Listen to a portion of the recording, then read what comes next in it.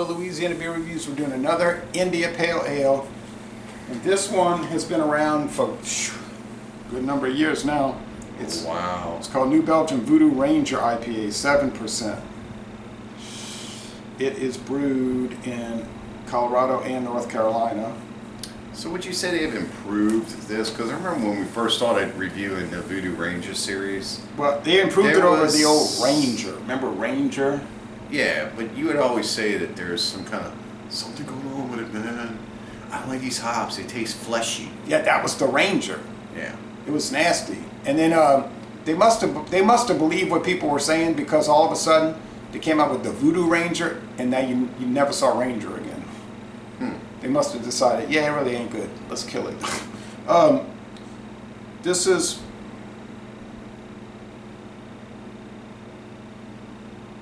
Couldn't you do this beforehand? I don't know. I can't. All right, I'm not even going to try to decipher all that. Okay. All the secret codes.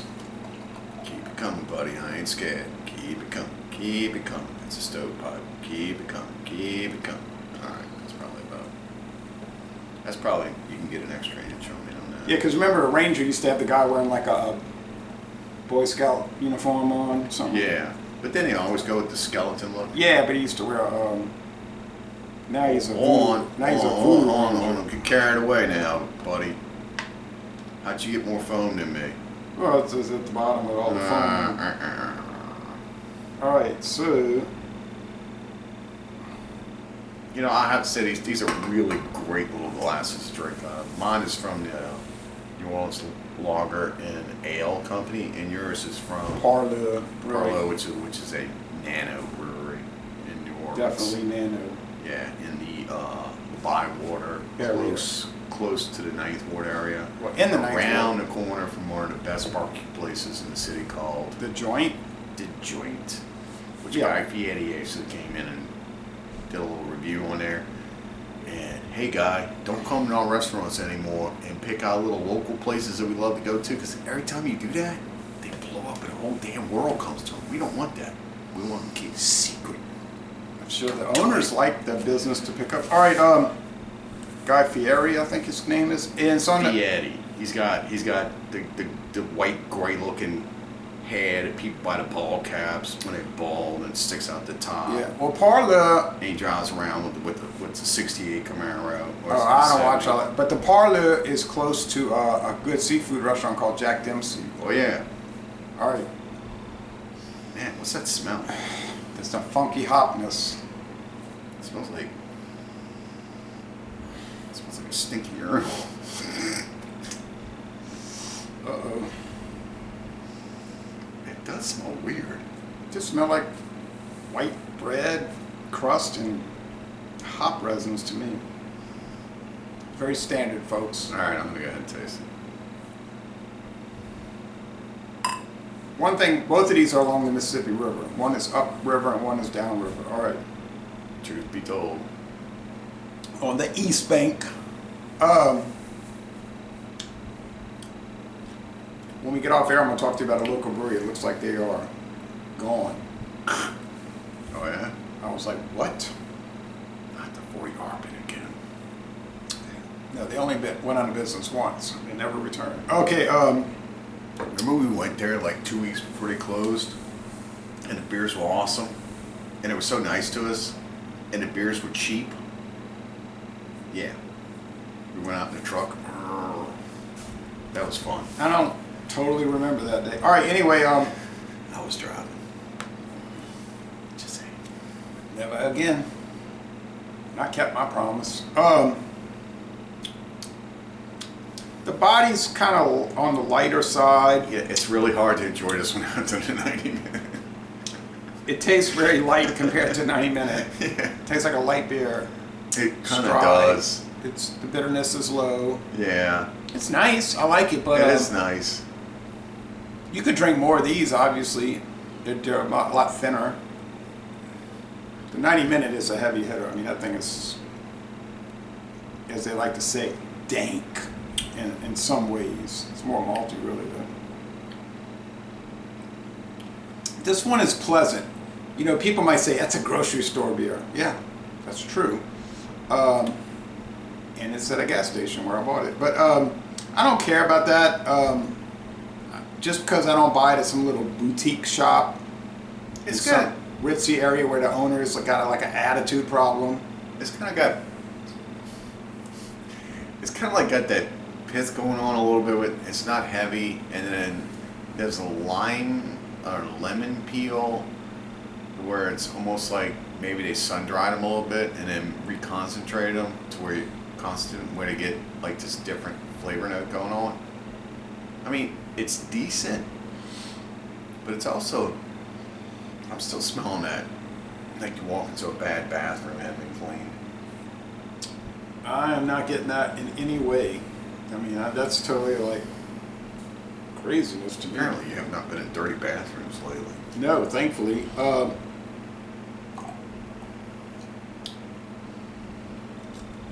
I did one. I mean, it's not bad. It's good. But yeah. Did you tell me somebody told you to drink the big ones first and then go down to the little ones? I don't agree with that. You think you should start low and go high? I think you should always start low and get high. Or go high. Why you say that? Because the heavy ones bust your taste buds and your palate out to where you expect that, and it doesn't allow for you to work your way up. It's kind of like if you go to a restaurant. There's a reason why they feed you in such a fashion with appetizer, salad, meal. Then you close it out with So why would you sweetness. close out with sweetness? So why would you start with sweetness and then go to a big meal? Oh, like we did today. We're starting with the strawberry sugar bomb. Right. So that actually should have been the last one. That was the dessert. We did it first. So That was whoever suggested you do that, I don't really feel that that's working. That was me. We should have done the dessert beer last. Agreed. And we should have done this second and the And a big bomber, the third. big boy. The 90-minute last. Yeah. Okay, well. You should always look at it as a meal. With We're that having a said- beer meal. with You that said- can see your calorie count climbing with these like.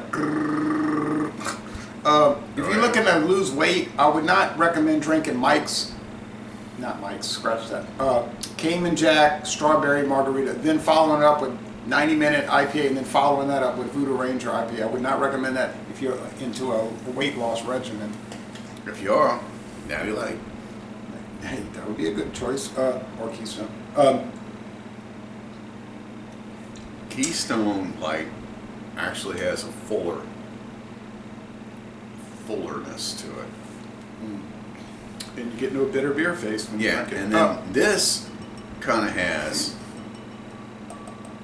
that fullness of like a natty light, where it's dancey, water ready to go straight down. Now that I think about the mid to late 90s and the old bitter beer face commercials, what bitter beers were people drinking then? I mean, what was the point of that commercial? Like, what bitter beers were on the market?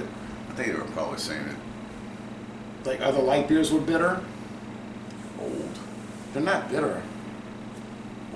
Maybe they just thought it was a cute commercial because Perhaps. there weren't too many bitter beers on the market in the 90s. Maybe Old Milwaukee was kind of bitter, but then, I don't know.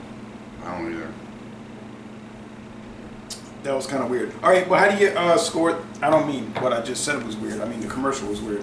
How do you score this product? I'll give it an A-. I think it's good. Excellent, but not most excellent. I think it's good. It needs some work done to it, but then again, we're following it with a really great beer. Followed a 90-minute. Yeah, we followed it. Yeah, followed it. We should not have done that. So if you had a choice between two stovepipes, you would not get the Voodoo Ranger, you would get the Imperial Voodoo Ranger, the 9%. Yeah, They're the same price I would get at the the store. I would get the Sierra Nevada. The 9%. Oh, a big little thing? Yeah, the purple one. But anyway, got the Voodoo Ranger, and then I bought the Voodoo Ranger Imperial IPA, but I didn't bring it today because I figured it wouldn't be a good idea to do 2 9s in a row. No. You would be taking a nap before you get on the road. Yeah, so I'm gonna say it's an A, like a 93. It's most excellent. I'm gonna give it an A minus, right at a 90. 90. Well, that's fair. Yeah.